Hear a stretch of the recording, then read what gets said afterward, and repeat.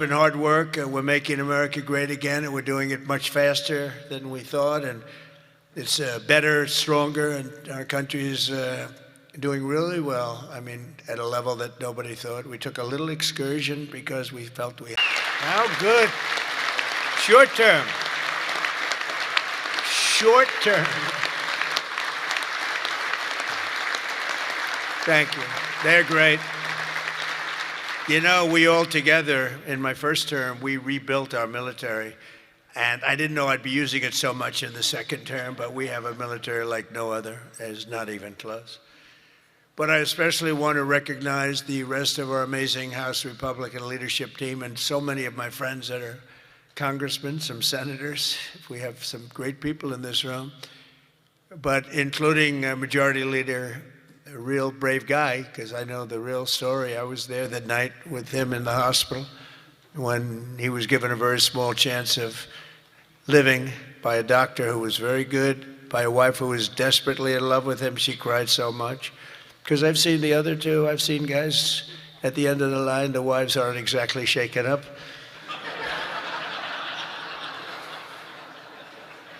When they don't cry, when they have no tears or any sign of tears, this is not a good sign of a great marriage. But he must have a great marriage, because she was just devastated. She was going to lose her guy.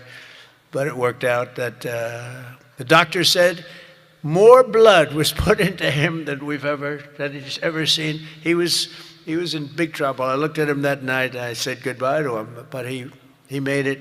He was brave, and look at the way he fought back from so many different things. Steve Scalise.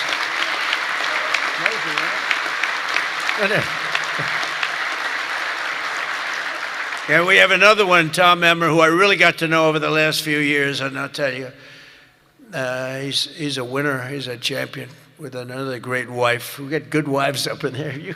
Let's say great wife, fine husband. But Tom is just a real champion and a winner, and you have a problem, you go to him, he gets it solved. So thank you very much. Great job. You've done a great job. And our conference chairwoman is Lisa McLean, and we all know Lisa. Don't get on her wrong side. It can be a very, very bad experience. Thank you very much. Great job, Lisa. Great job. And a very special thanks. You know, you broke a record. This is over 20 million. This is it's the biggest of these type of events that there's ever been, by a lot. You know, you didn't just break it, you broke it by a lot. So I want to congratulate you. But there's just great spirit. The Republican Party has fantastic spirit. The level, I don't think, has been seen before. I really don't. We have to get a couple of people on board, which in at least one case is virtually impossible. I wonder who that might be. A sick person. But I want to say a very special thanks to everyone at the Congressional Institute for helping organize this event. This has been amazing.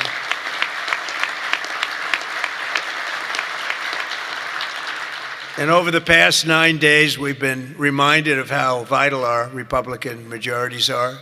And it's, you know, it's America's future. We're really fighting because these people, you saw the other night at the State of the Union, you saw these people.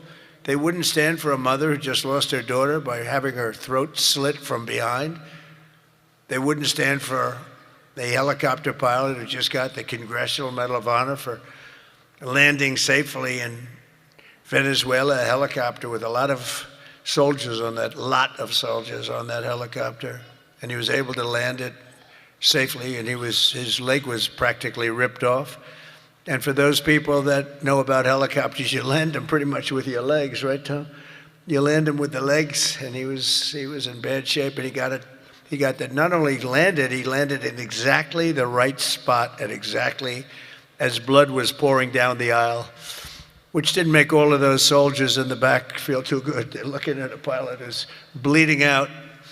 But they didn't want to stand for that. They didn't want to stand for a 100-year-old soldier who had left a legacy of bravery. Everybody talked about it for years, and it was time for him to get the Congressional Medal of Honor. They didn't want to stand for him.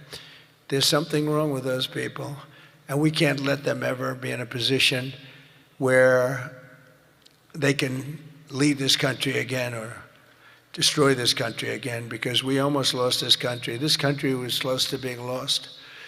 The representatives in this room provided the pivotal votes in securing a record $1 trillion for the United States military this year, and now the world is witnessing the importance of that investment with one of the most complex and stunning operations ever conducted, and that's Operation Epic Fury. That's a great name, isn't it? Epic Fury. That's even better than Midnight Hammer, which was pretty good too, right? That was where we knocked out their nuclear potential. That was a big day, because if we didn't do that, they would have had a nuclear weapon within 2 weeks. And I think we'd be in a lot different situation. And then you had, of course, what they did in Venezuela, how that was just so far so good. We've done a real job. We've got all good ones. If you go back and you look at Afghanistan with Biden, one of the worst, I think the most embarrassing moment in the history of our country. If you look at what happened with Jimmy Carter, also with Iran, but if you look at what happened with the helicopters and the hostages, it cost them the election. It was what a mess. The world respects us right now more than they have ever respected us before. And because of Republicans, you people in Congress, the United States has by far the strongest and most powerful military on the face of the earth. We're the strongest military anywhere on the earth, and now everybody understands it. Together with our Israeli partners, we're crushing the enemy in an overwhelming display of technical skill and military force. Iran's drone and missile capability is being utterly demolished.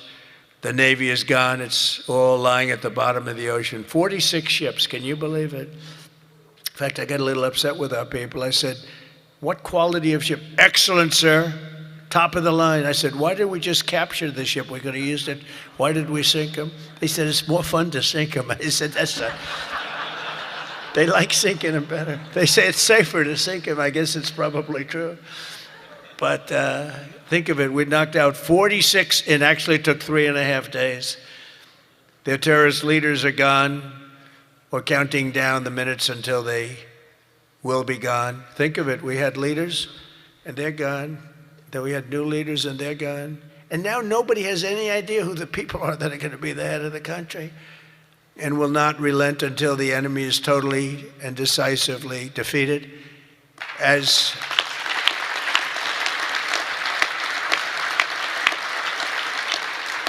And remember, Iran did so many bad things. They were really, if you look at Soleimani, who was taken out, as you know that, but you know who. But if you look at Soleimani, the father of the roadside, you call it a roadside bomb because most people don't understand the different terms. It was where they plant bombs in roads. As you drive by, happily drive by, the bomb goes off, and no matter how strong the armament, it just kills the people. Or you lose your arms, legs, and face. And those bombs got worse and worse, and he got happier and happier, and we took him out. That was a big thing because he was the head. It might have been a much different story. They may have been much more capable than they are had he lived, because he was capable. He was vicious, violent, and capable. But we got rid of him first term. And we did so many things. I mean, we've done so many things, but as you know, on Saturday I traveled to Dover Air Force Base to be with the families of 6 fallen warriors as they returned to American soil.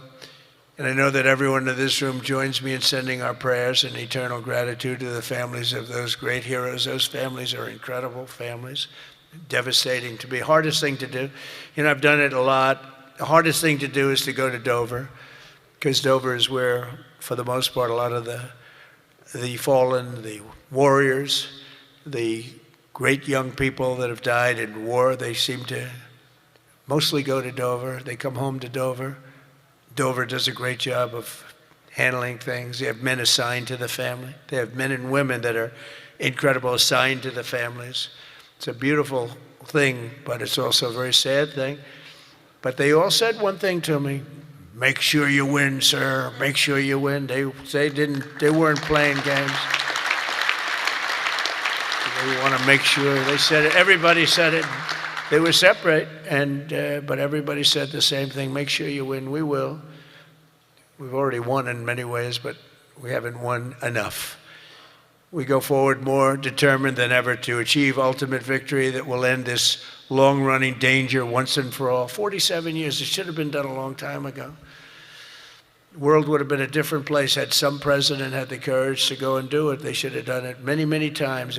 They had many opportunities. The United States of America is the greatest and most exceptional nation in human history and will not be threatened by evil terrorists and lunatics any longer. We just can't do that. And, you know, when I always talk about how great our nation is, I don't know. I don't consider our nation very great for 4 years under Biden. We were a laughingstock all over the world.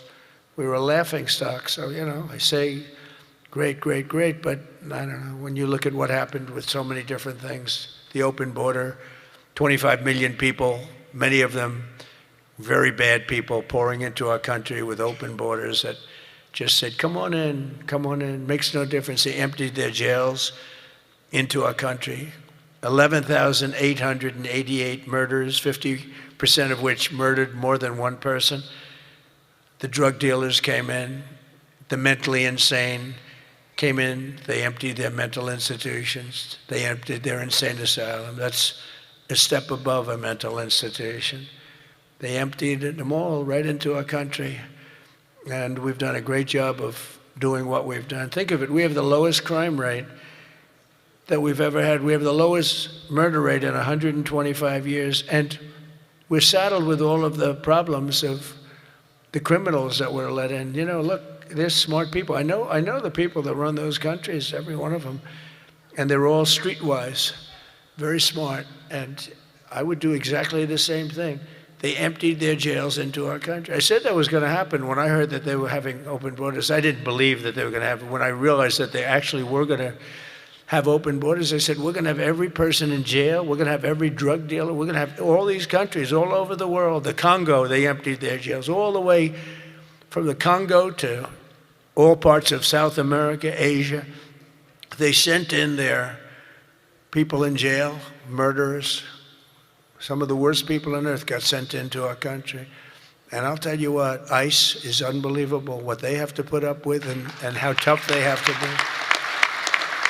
That goes for Border Patrol, and it goes for law enforcement, our law enforcement people. But sadly, even as our service members are fighting bravely to protect America abroad, the Democrat minority in Congress is deliberately sabotaging our national security at home. And you're going through it right now, fellas. I mean, you're going through, it's not even believable. You know, we should be very safe right now, especially when we're attacking somebody that's evil, bad intention. But last week, 53 House Democrats voted against a resolution affirming that Iran remains the world's #1 state sponsor of terror. Who the hell would do that? I mean, almost every act, whether it's Hamas or Hezbollah, no matter what, you take a look, it's Iran or Iran-sponsored. And even more outrageously, as we speak, Democrats have shut down the Department of Homeland Security. They've got it shut down. Do you believe it? Right now. Because they care more about amnesty for illegal alien criminals than about protecting the lives of American citizens. I mean, take a look at it. The American citizen is being scoffed at by Democrats. It doesn't make sense. None of this stuff makes sense to me, you know, when they sat and they wouldn't stand up for incredible people. They just refused to clap, stand up. By the end of the speech, by the way, they were all standing because somebody was passing. No, you people are getting killed tonight. They were all, they'd stand up for everything I was saying. At the end, that last half hour, they were standing up for things that they shouldn't have stood up for because they got the word, you're getting killed tonight. Stand up and clap for the woman that just lost her daughter, please, to a violent criminal. But Democrats must vote immediately to reopen the Department of Homeland Security so that we have the resources to keep America safe.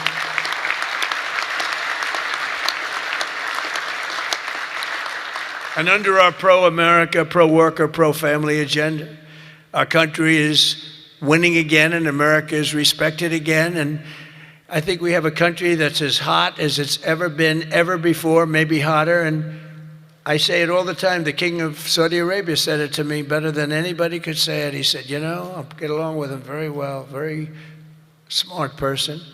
He said, you know, a year and a half ago, your country was dead, absolutely dead. We never thought it was coming back. And now you have the hottest country anywhere in the world. It's true. We're the hottest country anywhere in the world, by far. And that's before we showed off our military strength with Venezuela and now with Iran. You know, Iran was supposed to be this big, powerful country. We wrapped the hell out of them. And, you know, I don't know when they cry uncle, but they should have cried it 2 days ago, right? But they don't have anything left. In our country, inflation is plummeting. Incomes are rising. The economy is surging. Our border is the most secure at any time in American history. And the murder rate is the lowest in 125 years. That's before my father was born. My father was born 6 years later than that. I don't know if he'd like me to say that. Never liked to talk about his age. He said, don't talk about that. But think about 125 years ago, 1900, the year 1900. The stock market has set 53 all-time record highs since the election. And it's going to go a lot higher as soon as we get rid of this stuff that we're doing right now, that we really had no choice. I mean, I asked people, I said, would you rather do this or would you rather go along nice and smoothly, but eventually have a catastrophe the likes of which perhaps the world has never seen? And just about everybody says, except for lunatics, said, no, you had to get it done. Should have been done a long time ago. The average 401k is up almost $35,000. Think of that. It's at the best they've ever done. And I think you're going to see some real numbers when this gets, because this was always a dark cloud hanging over not only Israel, which was going to get wiped out. You know, if we didn't do that B-2 attack, Israel would have been wiped out. They would have had a nuclear weapon within 2 weeks after that. And even now, I think they were looking to take over the Middle East, because when you look, and we have pretty good proof, all of those missiles that were so stupidly aimed at Qatar, Saudi Arabia, UAE, they were all aimed, and others, at countries that were sort of like, leave us alone. They were all right. They were sort of neutral, but they weren't doing it. All of a sudden, they're getting hit with missiles. And they could have gone one of two ways. They could have gone toward their side, like we're with you, or they could have gone with our side, and they really went with our side, and they've helped us, and they've been a big force. But they got hit. But they were going to be hit with us. Had we not done the B-2 raid, and have we not done this one where we said, nope, it's time to go in, we have to go in, have no choice. Number one, if we didn't go in, they would have come in after us, because I see the Democrats trying to justify it, and they're failing because the voter on the street is saying, you've got to be kidding. But I see where they're going, where they're always saying, no, there was no reason. Well, I'll give you the best reason of all. Within a week, they were going to attack us 100%. They were ready. They had all these missiles, far more than anyone thought. And they were going to attack us. But they were going to attack all of the Middle East and Israel. And if they had a nuclear weapon, they would have used it on Israel. And this was going to be a major attack. And they had all of those missile sites and all those launchers that we got rid of, about 80% of them right now, by the way. Got rid of most of the, see it's died down to a trickle. They have very few launchers left. What our military has done is amazing. They wiped out almost 20%, maybe 22, 23%, but the rest are going very quickly. And the missiles have been largely knocked out. The drones have been knocked down, and we're hitting where they make the drones. We know them all, and we're knocking the hell out of that now where they manufacture the drones. A lot of work, a lot of brilliant work, but we're going to have a much safer world as soon as it's finished, and it's going to be finished pretty quickly. With the help of our House Republican majority, we passed the largest tax cuts in American history, and we have to be talking about it. And with the great, big, beautiful bill, we delivered no tax on tips, no tax on overtime, and no tax on Social Security for our great seniors. And we did something else which is great that nobody ever talks about, Tom, and we have to talk about it. We made interest on auto loans fully deductible. That's never happened. We've never had that. Rich people always get deductions, but middle-income people, people that have to struggle a little bit, never did. But now they can deduct the interest paid against their taxes. we have one little proviso, and I put this on the cars made in America. All right? That's going to have a huge impact. That's going to have a huge impact. We passed the Trump accounts to give every child in America a head start on the American dream, and that's so good. It was, I'll tell you, the Dell family, Dell computer, put up $6,250,000,000. Think of it. He started with very little, nothing, very little. Started making computers on his bed, and he said, yeah, people started liking them better than the ones from the store. And he never stopped. And he can write a check for $6,250,000,000. He said, and his incredible wife, Susan, they said that's the best thing they've ever done. He's so proud. He's going to do it again. Going to do more. And we have a lot of other people. A lot of very rich people are doing it. A lot of people that aren't so rich are doing it. They're doing it for their kids, but it's turning out. So a young child turns 18 or 21, and all of a sudden they have $100,000 in the bank. What a difference that is between having that and having nothing. And it could be more than that. It could be a lot more depending on what happens with the world. And we passed 100% expensing and bonus depreciation on all new equipment, factory construction and investments, and that's what made our first term. We had the greatest economy in the history of our country in the first term, and this one's going to blow it away. Again, we had a little pause, but it's not a very big pause. With your help, we also passed the largest regulation cuts in American history, ending the Green New Scam, one of the greatest scams in history, and massively increasing production of American oil, natural gas, and clean, beautiful coal. We brought coal back. You're not allowed to say coal without clean, beautiful. Got to be clean, beautiful. China uses coal. They're building about 65 massive coal plants right now. But China, great respect for China, but you know, they make all the windmills, right? The only thing they don't do is use the windmills. They make them.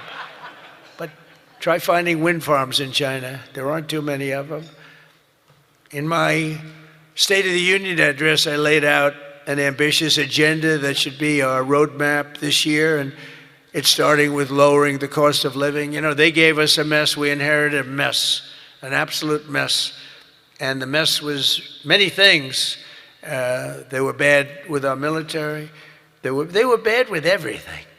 I mean, I said, name one thing that they did right. They can't name one thing. But they also gave us very high prices. And then they said the word affordability. That's the first time I ever heard it. They said affordability. My first day in office, they said affordability. They're the ones that caused the problem, but we're really bringing down prices big. Do you notice you don't hear that word anymore, Mike? They don't say it anymore because we brought down prices so much. So our message is simple. Democrats created the high prices, and our policies are totally ending them, and they're ended, and we're doing better. We're even bringing them down further. They'll be way down, and we're bringing, you know, if you go back into the last period, I would say, I think it's 2.5 months, 1.7% inflation. 3 months, 1.45% inflation. Think of that. Whereas they had the highest inflation in the history, the single highest inflation in the history of our country. Now, you know, I always say this. They say 48 years because I don't want the fake news to get me on this. They say it wasn't history, it was 48 years. That the inflation was the highest in 48 years. But I don't know, in some ways 48 years sounds even worse because it's very specific. Yeah. But they had the highest inflation probably in history, but in 48 years, we inherited that. One of the first targets must be the crushing healthcare. We have to crush and take over the healthcare situation, which we can do. For the first time, we can do it since the passage of the Unaffordable Care Act. Big insurance companies have gotten rich. They've made money like practically no other companies have made, with our government giving them hundreds of billions of dollars, and their stock prices soaring to up to 1,700%, 1,000%, 1,200%, 1,600%, and even 1,700%. The government gave them essentially trillions of dollars. And I want that money to be paid to the person, not to the insurance company, and let them go out and buy their own health care, and people love it. People love it. You'll get better health care at a much lower cost, and they'll be sort of part of the system. But the money we spend on is so much. We spend numbers that nobody could even believe. But the healthcare companies, because the Democrats are owned by the insurance companies, remember that, and so they have a problem. That's why it's hard to get it fixed, because they are totally owned and controlled by the healthcare, by the insurance companies. Healthcare insurance, but the insurance companies themselves. So when you want to do something that's good for the people but bad for the insurance companies, it's very, very hard for them to go in a different way. Now, Republicans never do that kind of thing, right? You're owned by nobody, right? Nobody. See, a young girl up here say yes. Some of them are a little bit shaky, but they're Republicans. We love them. We love them anyway, right, Mike? But they are owned by those big, powerful insurance companies that are making a fortune, and it's hard to get them to do the right thing. They know what the right thing is. So we want the money to be paid directly to the people and let the people go out and buy their own health care, and people love it. They love it. We can own the issue. For the first time ever, Republicans can own that issue. I'm also asking you to take swift action to codify my most favored nation policy on drug prices, the biggest. That alone should win the midterms. We have, and I tell this story all the time, my first term, third year, I actually had a slight, it was 1/4% decline in drug price. First time in 28 years. I was so proud. I went home, told our great First Lady, who's now a movie star, I got the biggest, can you believe this? That movie was hot, and it is hot. She became a movie star. It was a good movie. But I went home and I said, you know, it's amazing. We do so well, we work so hard. This issue is the single biggest issue. Okay. I had a news conference, I'm embarrassed to say, a long time ago, my first term, third year, because I went up to a level that I did things that nobody's ever done. 28 years, I brought it down 1/4%. Now I brought it down 80%, 90%, 75%, depending the way it's driving the fake news crazy, because I say 400%, 500%, 600, depending on the way you want to talk about it, if you want to talk about pricing. But using a conservative number, what we've done is we paid the highest price for drugs anywhere in the world, and now we pay the lowest price for drugs anywhere in the world. We are tied for the lowest price.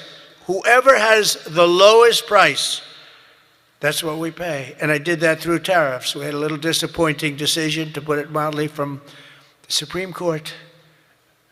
Terrible decision for the people, but the good news is I have lots of other ways of doing the same thing. I just have to work a little harder. They want me. We had a rough time, but it wasn't that bad, and they agreed because they knew that I couldn't get the countries. You had to get the countries to approve it. And I called up, and you've heard me say this a couple of times, not often, but I called the countries up. I called up France.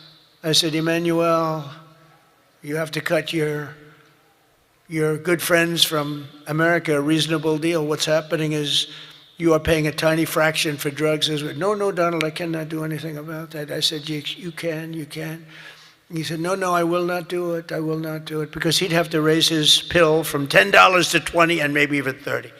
Ours would come down from $13 to $130 down to $20. Think of that. From $130. That's what you're going to get. From $130 to $20. But he has to double his price from $10, and they were the boss. I said, no, you will. No, Donald, I cannot do that. And I heard this from all the other countries too, very elegant people. And they were saying, no, we cannot do this. We will not do this. I said, yes, you will, 100%. No, we will not. Because, they have to double up their prices. And I said, well, here's the story. If you don't do it, I'm going to put, in the case of Emmanuel, I said a 100% tariff on all wines and champagnes coming into the United States. No, Donald, you cannot do that. I said, I've already got the legislation. It's right in front of my desk. I'm going to sign it. Emmanuel, he said, Donald, I will agree to this. So he agreed. Everybody agreed. I got every country to agree. And now you've done something that no other president could have done.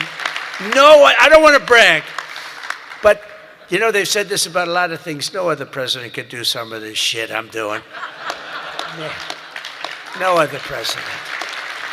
The things I'm doing, nobody else was going to do it. They say it all the time, sir, could you do this? You're the only one can do it. But we got it done, and we got the countries to all go along.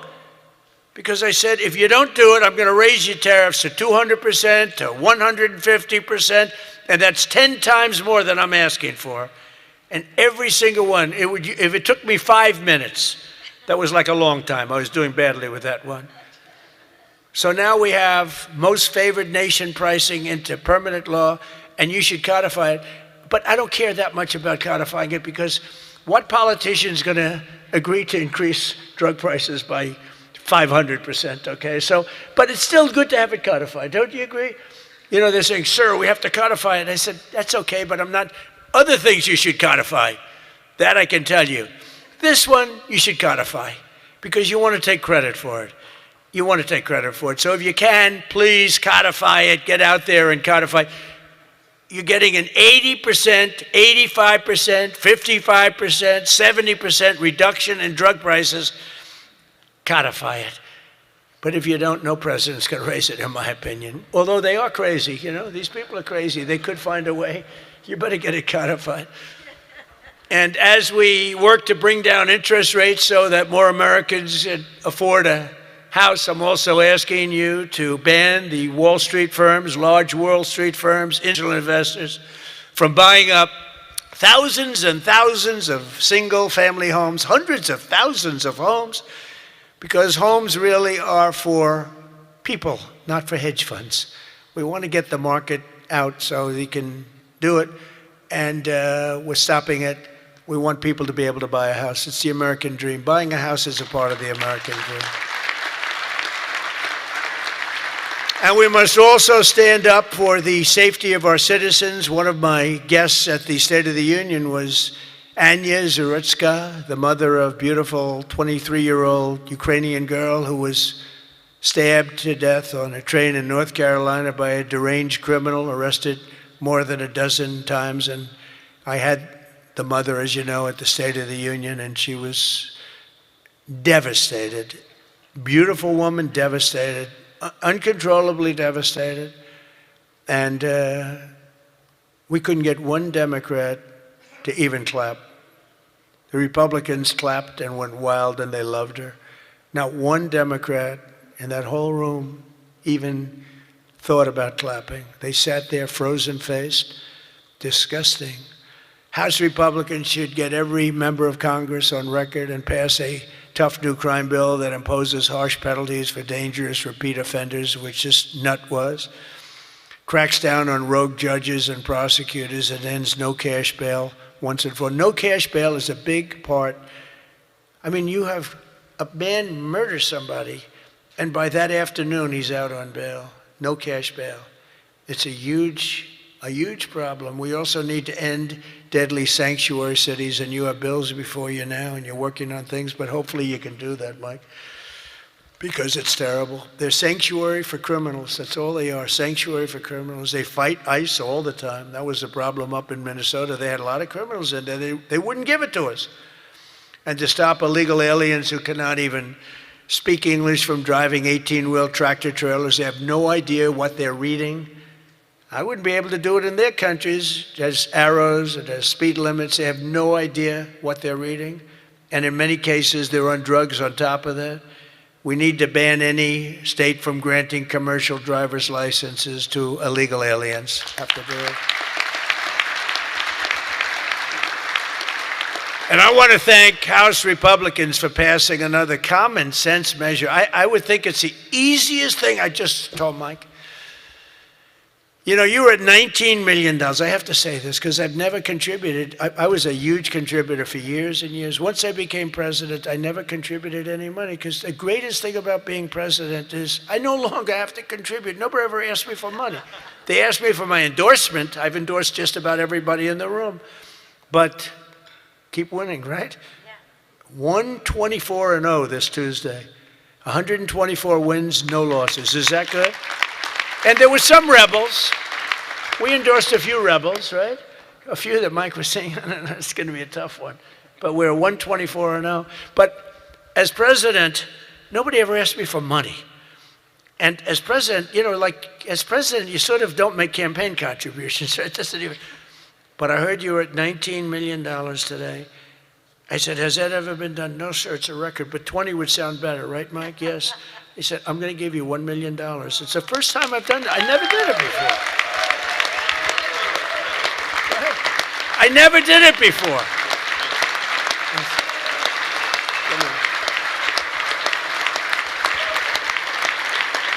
I never did it before. Now I'll be hit up by every political group, every Republican running. Sir, can I have some, give me a little cash. I'll have Emmer come up to me and say, how about a little cash for my campaign? I will no longer have the excuse that as president, anyway, no, but we had to hit the 20, right? We had to hit the 20. That was a hell of a thing. You beat it by a lot. You beat the record, the previous record by a lot. But I want to thank House Republicans for passing another common sense measure, to me the easiest of all, the Save America Act, to protect our sacred American. Look at this.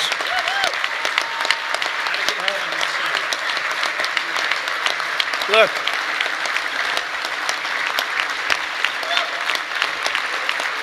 It's the easiest thing we have. I can't, it's the easiest thing we have. Now, the problem is you call it the SAVE Act, and nobody knew what the hell the SAVE Act. Have you been seeing, I've been working overtime the last month. It's called the, capital the Save America Act. And I saw Schumer yesterday, we will stop Save America. He's getting killed. They can't do it. And then the things within the Save America are so good. But just the title. So we had that with MAGA. Greatest name of all time. Make America Great Again. MAGA. It just worked. You know, I had something, Keep America Great. It was good, but it didn't have that MAGA. You know, there was nothing you could see. I had CAG.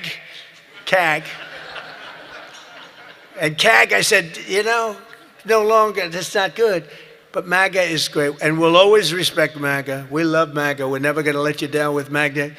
But this one's even better if you think about it. This says, America. We're going to save America. The Save America. How can they fight us? The Save America Act. And I've watched them. I watched Schumer, who's horrible. What a horrible politician. He is now a Palestinian officially. He is registered as a Palestinian. He's taken the biggest turn of any human being I've ever seen.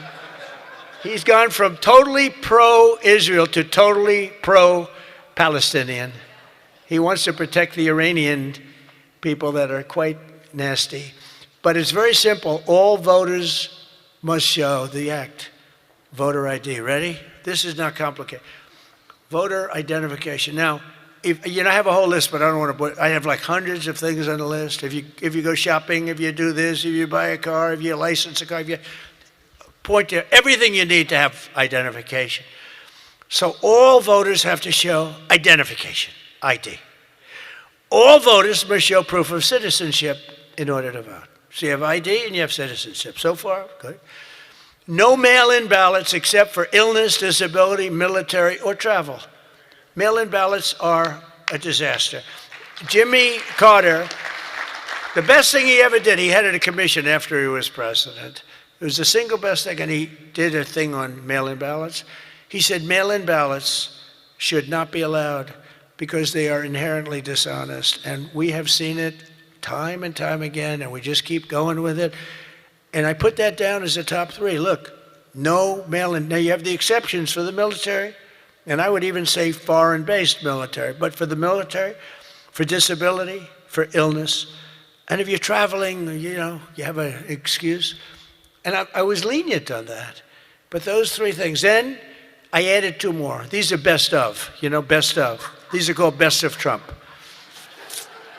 We should also add on to this bill. And so what I've asked Mike to do is to draw a new one with these few things added. And let's go for the gold. Let's not just get one like voter ID, but, you know, it can be given to you by your daughter.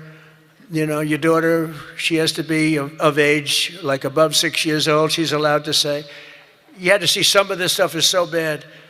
They're doing everything possible because they know if we get this, they probably won't win an election for 50 years, okay?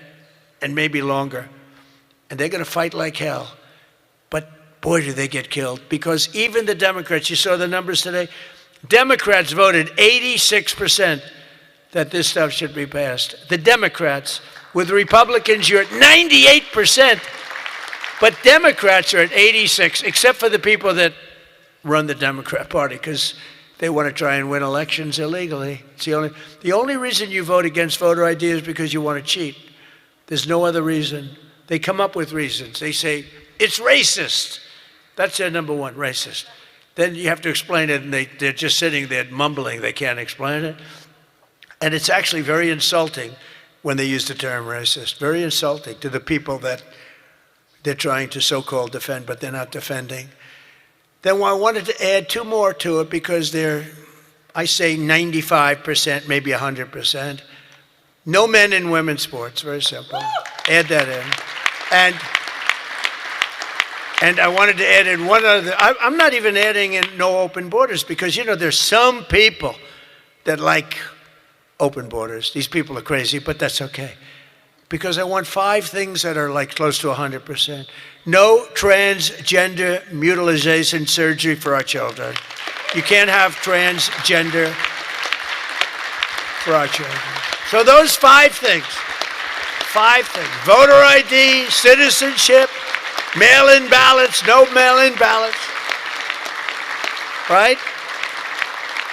We don't want men playing in women's sports. That's got to be about close to 100%.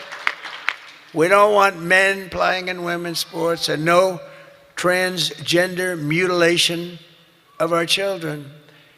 Now, that should be the easiest thing to get past that you've ever had. Each one, it's best of Trump. Those are best of Trump. I have some that are very popular, but I wouldn't put them in that category.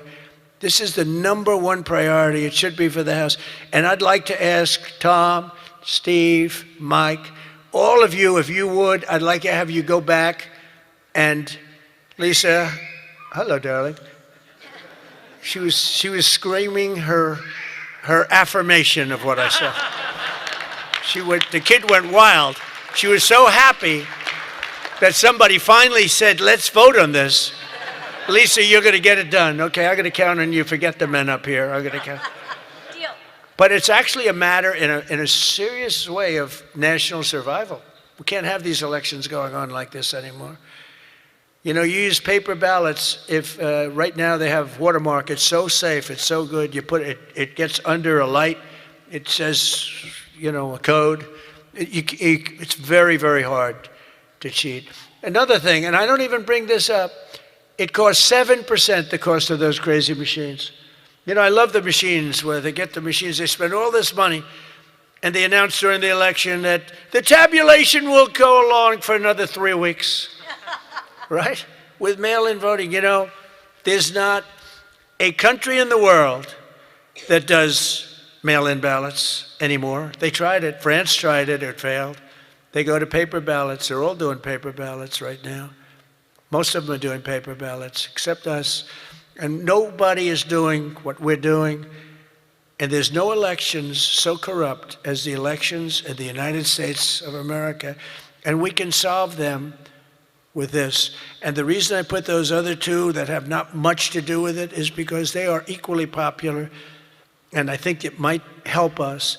And for those people that like FISA, I said maybe you put them together because a lot of people feel very strongly about FISA. Some people don't, but the people that want it, they really want it. And generally, for whatever reason, they're opposed to what we're saying about, you know, about the ballots and about citizenship and all of those things. And so put them together and you might get a vote, but we have to get it done. And then we have to get the Senate to do it.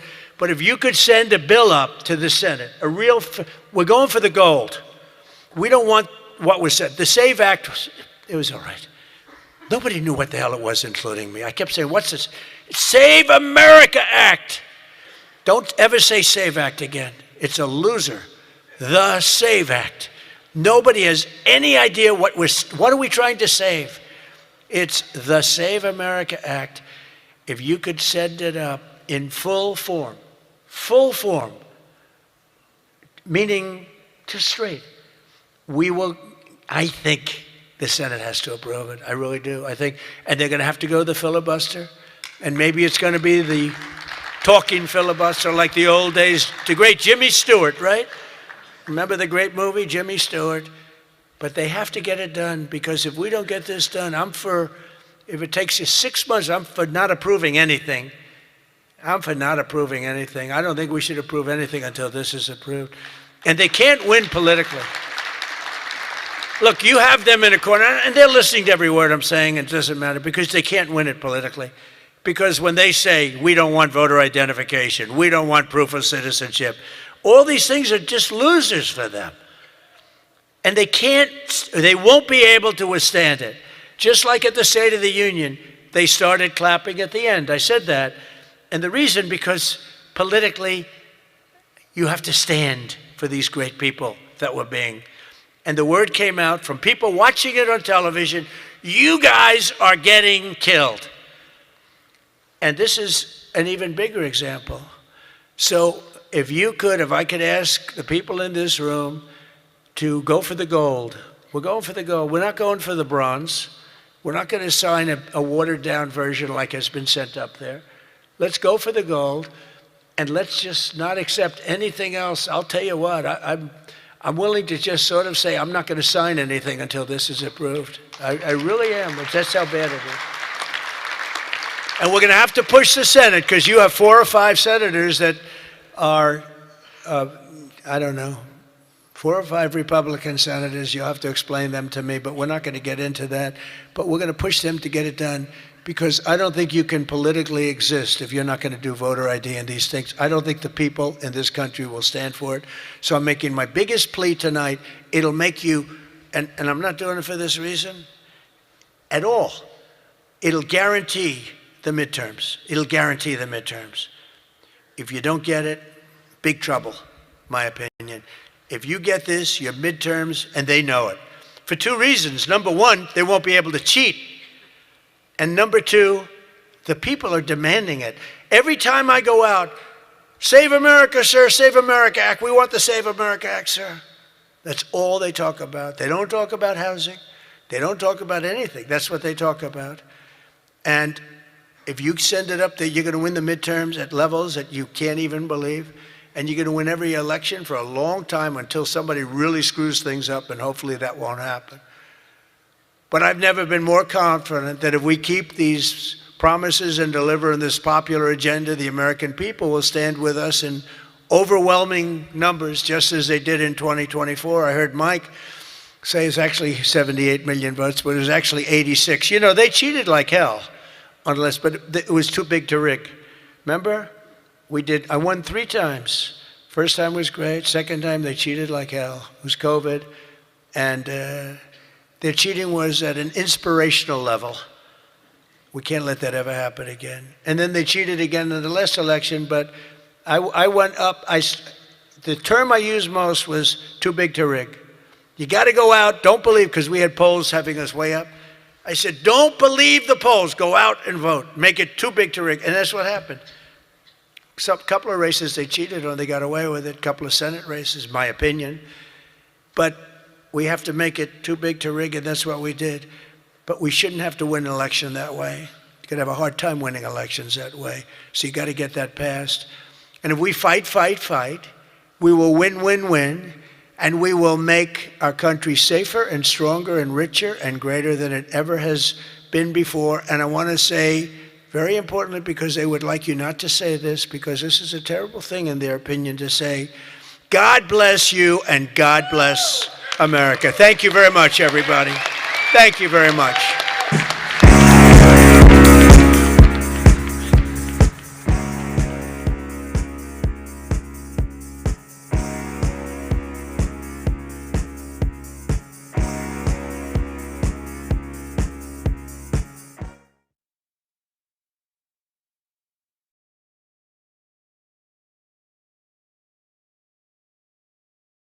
Kwa maendeleo ya sekta ya utalii na huduma za hoteli nchini, Parrot Hotel